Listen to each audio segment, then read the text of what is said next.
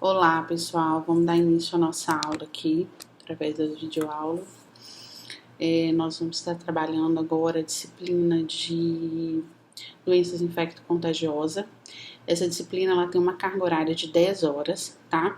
Eu vou estar explicando aqui para vocês toda a aula e vocês vão conseguir acompanhar a disciplina através das matérias, através dos slides, tá? Vamos por partes aqui. Então, a gente vai estar trabalhando, vocês vão estar tendo avaliações também através aqui do WhatsApp, do grupo que nós criamos, tá?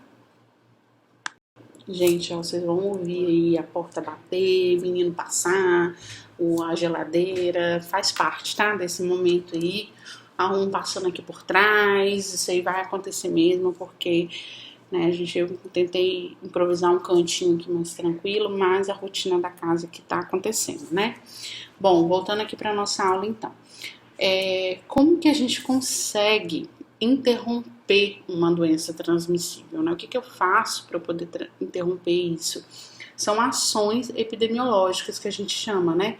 É exatamente o que está acontecendo agora com a questão do Covid-19, né? Com toda essa propaganda do vamos ficar em casa, os idosos não podem sair, as crianças saiam de máscaras. São formas que nós temos epidemiologicamente, essa é a palavra, de bloquear essa propagação, seja de vírus ou bactéria, né?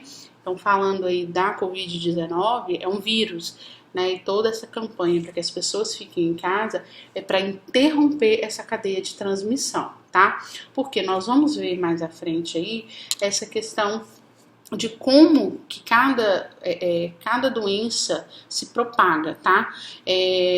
Qual é a precaução padrão, qual é a precaução por gotícula, qual é a precaução por contato, tudo isso a gente vai estar vendo aqui, tá?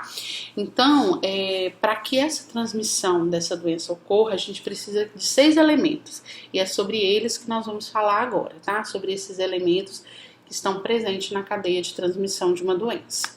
O primeiro elemento de uma cadeia de transmissão de uma doença são os agentes infecciosos. Então, para que uma doença ocorra, precisa ter um agente. Que agentes são esses? Pode ser uma bactéria, pode ser um fungo, pode ser por vírus, por protozoários ou por parasitas, tá? Então, nosso primeiro elemento aí é o agente infeccioso. Eu vou lembrar vocês que nós temos inúmeras doenças por bactérias, vírus, fungos, parasitas, protozoários, são inúmeras as doenças. Eu não vou ter como falar de todas essas doenças em particular, né? Para auxiliar vocês, eu vou estar disponibilizando um manual, que é o manual do Ministério da Saúde, tá? Esse manual vai servir para a vida profissional de vocês. Ele é atualizado a cada tempos, né? Provavelmente vai ser atualizado agora, por conta dessa Covid, né? Mas ainda não foi. Quando você souber tudo sobre ela, eles vão atualizar esse manual. Esse manual foi revisado a última vez em 2010. Então ali tem tudo sobre todas as doenças, todas. Hepatite, todas as doenças, coqueluche, difteria, tétano. Porque também é humanamente impossível, né, a gente gravar tudo relacionado a uma doença. Aquelas doenças que a gente lida com mais frequência, a gente consegue se familiarizar. Mas existem inúmeras doenças, tá? Então eu vou selecionar algumas principais para poder estar falando aqui. Mas o que eu quero deixar claro para vocês é que essas doenças, a forma de contágio, a forma de se prevenir, se é por bactéria, tem uma forma de prevenção, se é por fungos, tem outra. Isso vale para todas, tá? Então, a base a gente já vai ter. Então, vocês vão entender, se essa doença aqui é por bactéria, então eu vou trabalhar e me prevenir dessa forma. Se ela é por vírus, eu vou trabalhar e me prevenir dessa outra forma, ok? Dando continuidade, né, sobre as fontes de infecção, a gente já falou que nós temos aí um agente, né? Então a gente precisa da fonte da infecção, né? De onde ela vai, de onde ela sai, para onde ela vai. Essas fontes de infecção pode ser por pessoa, contato com contato, né? Pode ser através de água, água não filtrada, não tratada, né? É uma fonte de infecção. Soluções, que tipo de soluções, né? Shampoo, coisas, elementos contaminados, né? Medicamentos, e equipamentos, né? Maçaneta da porta, a cama do hospital não limpa corretamente, descartável, reutilizável, que não pode, tudo isso são o quê? Fonte de infecção, né? E fazem parte daquela cadeia que vai colaborar para que a pessoa tenha uma doença, né? A outra parte desses 6 elementos é uma porta de entrada, né? Nós já falamos muito sobre portas de entrada, né? A gente já sabe que nós temos aí, através dos gastos, do trato gastrointestinal, que é através da boca, né? Da comida que a gente come infectada, então a gente já sabe que é uma porta de entrada. O trato urinário é outra porta de entrada para uma doença. Trato respiratório, né? Traqueia, pulmão, são outra porta de entrada. Pele não íntegra. O que é uma pele não íntegra? Uma pele com um machucado aberto, né? Com uma ferida aberta, uma escoriação, uma queimadura, né? E mucosas, né? Através de secreção, seja ela pela boca, pelo leite também, né? Leite materno, e através de relações sexuais, né? Pelas secreções vaginal e pela secreção do pênis, né? São formas de porta de entrada para infecção. Outro elemento que a gente precisa para essa infecção acontecer são os hospedeiros, né? O vírus, ele não vive por muito tempo, a bactéria também não, a não ser que ele tenha quem carregue, que dê vida para eles, né? Então, quem são esses elementos? São os hospedeiros, a gente chama de hospedeiro suscetível, né? São os que podem vir a ter a doença. Quem são pessoas com mais facilidade de uma doença infecto-contagiante se colocar? São os imunossuprimidos, que a gente fala com a imunidade, né, baixa, são pessoas com problemas de imunidade, eles são suscetíveis, idosos acima de 61 anos, recém-nascidos, pessoas com queimaduras por conta da pele que não vai estar íntegra, pós-operatório imediato, né, pessoas que saíram de uma cirurgia bariátrica, plástica, entre outras, né, são pessoas suscetíveis, e gestantes, tá? Esses são os grupos de risco de uma doença infecto-contagiante. Por isso, se vocês repararem, quando há campanhas da influenza, por exemplo, vacina-se quem? Idosos e crianças abaixo de 2 anos e gestantes, né? Então, se você reparar, as campanhas de vacinação tem essa coisa, sempre tem ali pessoas com doenças imunossupressoras, idosos, gestantes, né? Então, são profissionais da área de saúde, não são pessoas que estão suscetíveis, estão expostas, né? E têm mais fragilidade para poder adquirir aquele certo vírus ou aquela bactéria. E o último elemento, né, para que essa fonte de infecção aconteça, são a forma de transmissão, né? Como que a gente vai transmitir, como que a bactéria do fungo vai transmitir essa doença? Através de um contato, pode ser direto ou indireto, por gotículas ou aérea, por aerosóis, né? Então, são dessas formas, são essas 3 formas que nós temos para que uma doença, para que a gente adquira uma doença contagiosa, tá? Então, assim, pessoal, ninguém quer conviver com uma doença, ninguém quer contrair nenhuma doença, né? Então, como que a gente faz a quebra dessa transmissão, né? Através de medidas de precauções, né? Isolamento, né? Que é o que nós já estamos vivendo, né? Através também de uso de equipamentos de proteção individual, chamados EPIs, equipamento de proteção individual, que são máscara, luva, avental, óculos de proteção, gorro, né?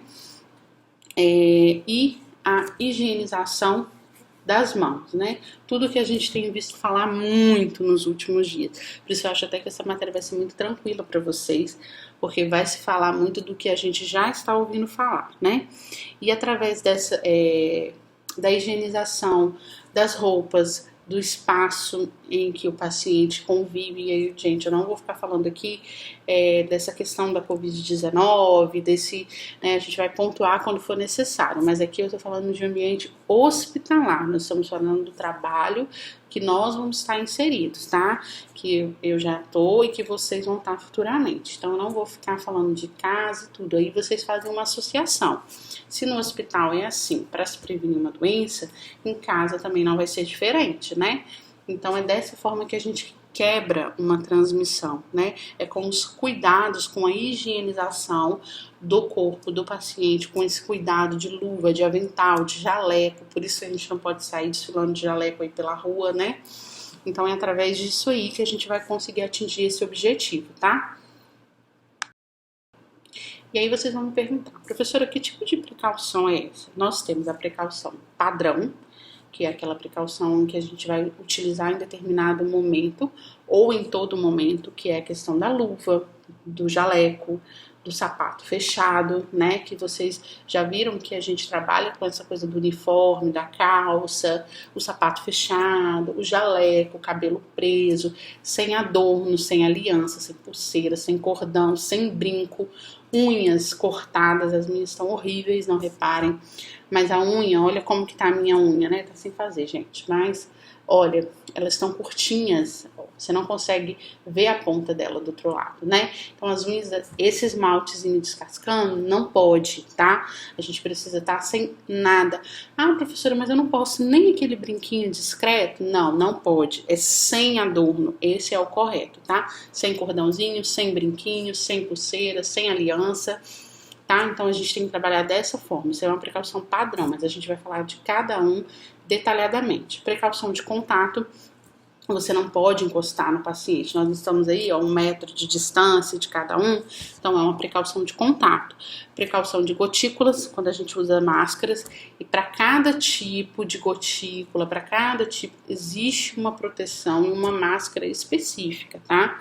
Aerosóis e uma proteção que a gente chama de protetor ou reverso, mas a gente vai falar de cada uma delas, tá? Nós vamos começar falando aí dentro dos tipos de precaução, a precaução padrão. Como que essa precaução padrão acontece? O que eu preciso para que ela aconteça? Isso aí vai estar inserido no dia a dia hospitalar, ou na unidade de apoio, ou no PSF, enfim, vai estar inserido na vida profissional de vocês. Primeiro de tudo, a higienização das mãos. Quando chega, quando sai, quando atende um paciente, vai atender o outro, você vai estar lavando a mão o tempo todo, tá? Outra precaução padrão são as luvas descartáveis. Independente de ser látex ou aquele outro material, não importa, as luvas são descartáveis, elas não são reutilizáveis, tá? Então, usou, jogou fora. Máscara, né, que são aquelas máscaras cirúrgicas ou máscara da NR35, né, são vistas por precaução padrão. Avental, tá? O ambiente, como que a gente prepara esse ambiente para o paciente. As roupas, né, que é jaleco, calça, sapato fechado, sapatilha, não é permitido. É sapato que feche, que tampe o dorso do pé. Vocês já viram isso em biossegurança, com certeza. Então, sapatilha não é permitido, tá? E o cuidado com os materiais pérfuro-cortante. Então, nunca reencapar uma agulha, nunca reencapar um material que corta. Usou, jogou fora, tá ok? No descarpaque, que é o local onde a gente descarta material pérfuro-cortante, tá? Então, a gente tem esse tipo de precaução padrão. Eu vou falar especificamente de cada um, como que funciona, tá? Quais são os cuidados que a gente tem que ter com a higienização da mão, da luva, quando que a gente faz, como que a gente faz, tá? Nós vamos ter um momento, né, dentro da matéria de semiologia, semiotécnica, onde a gente vai ensinar para vocês como higienizar as mãos, tá? Mas quando que eu devo higienizar as mãos dentro do ambiente hospitalar? Há 5 momentos, né? Antes do contato com o paciente, antes da realização de um procedimento, após o risco de exposição, os fluidos corporais, após o contato com o paciente e após o contato com áreas próximas ao paciente. Então, eu cheguei no meu ambiente de trabalho, vou lá, vou higienizar minhas mãos, vou começar o meu trabalho. Vou atender um paciente, lavo as mãos. Terminei de atender esse paciente, lavo as mãos.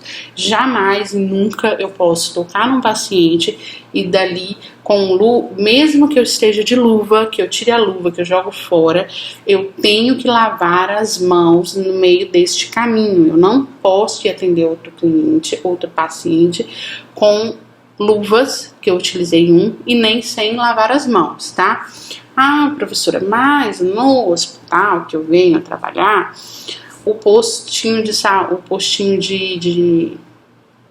ai meu Deus, fugiu não. O postinho de atendimento fica longe, não tem uma pia, porque é a realidade do SUS, né? Não tem uma infraestrutura correta. Como que eu faço? Álcool a 70%, tá? Você jamais deve fazer a higienização das mãos só com álcool, tá? Mas na falta de água e sabão, a gente utiliza o álcool, tá? Seja ele em gel ou em forma líquida. No hospital vocês vão ter muito mais acesso à forma líquida do que em gel, tá? Então você faz a higienização das mãos e aí você calça a luva e aí você mexe em outro paciente, tá ok? Falando então agora sobre as luvas, né? Em que momento eu vou utilizar a luva? Existem luvas de procedimentos e luvas estéreis, né? Estéreo que a gente chama. Luva de procedimento é aquela luva que todos nós estamos vendo por aí, que todo mundo está tendo acesso e que todo mundo acha que é só calçar e tá tudo lindo e sair por aí, que não é assim que funciona. E a luva estéreo, ela é mais utilizada em procedimentos cirúrgicos, em procedimentos estéreis, ela é uma luva mais cara, você não tem tanto acesso quanto a luva de procedimento, né? Mas falando da luva de procedimento, que é aquela que vem numa caixinha, seja ela transparente ou aquela mais leitosa, que a gente chama, né? Eu vou utilizar as luvas na hora da preparo de medicação? Não, eu não preciso utilizar a luva quando eu vou preparar uma medicação para o meu paciente. Eu vou utilizar a luva quando eu for aplicar essa medicação no meu paciente, tá? Em que momento eu utilizo luva? Quando eu posso ter risco de contato com sangue. Então, se eu vou puncionar um paciente, eu vou utilizar a luva. Se esse paciente está com um machucado, com uma ferida, com uma queimadura, eu vou utilizar a luva. Porque eu corro risco de entrar em contato tanto com a parte sanguínea, quanto com a mucosa, com secreções daquele paciente, tá? Eu não utilizo luva quando eu não tenho esse risco, ou seja, se eu vou verificar sinais vitais num paciente que está íntegro, com uma pele íntegra, que não está sangrando, que chegou lá no meu postinho de saúde para fazer a triagem de hipertensão, eu não preciso utilizar a luva nesse paciente. Basta que eu lave as minhas mãos, atenda ele e lave as minhas mãos novamente, tá? Porque eu não vou correr nenhum risco desse contato com o paciente. Agora, se ele tiver com alguma ferida, se ele não tiver com essa pele íntegra, se eu tiver risco de entrar em contato com o sangue dele, eu tenho que tirar, eu tenho que lavar, eu tenho que utilizar as luvas, tá? Terminei de atender o meu paciente, o que eu faço? Eu retiro essas luvas imediatamente e descarto ela no lixo, né, infectante, não em lixo comum, é aquele lixo aonde a lixeira tem um saco branco, leitoso, que a gente chama. E geralmente essa lixeira ela vem identificada, né, lixo infectante, a gente vai descartar ali, tá? E aí eu lavo as mãos e calço a luva de novo para atender outro paciente, tá? Eu sempre vou trocar luvas entre um paciente e outro, ok? Falando então agora sobre máscara, óculos, né, e protetor facial, que a gente muito tem visto aí, né? Máscara, como que eu devo manusear a máscara, né? Para que serve a máscara? Para que serve o óculos? Para que serve aquele protetor facial? A máscara, ela deve passar por toda essa região nossa aqui, ela deve cobrir as nossas narinas, esses orifícios do nariz e a boca. Então você coloca ela por aqui, ela vai preencher totalmente isso aqui, né? O óculos e aí aquela máscara protetora que vocês já devem ter visto aí também fotos das pessoas utilizando, né? A máscara, ela vai impedir que secreção, gotículas, respingo de alguma coisa caia na nossa boca ou no nosso nariz. E o óculos para proteger os nossos olhos. E aquela máscara facial para proteger toda a região do nosso rosto, tá?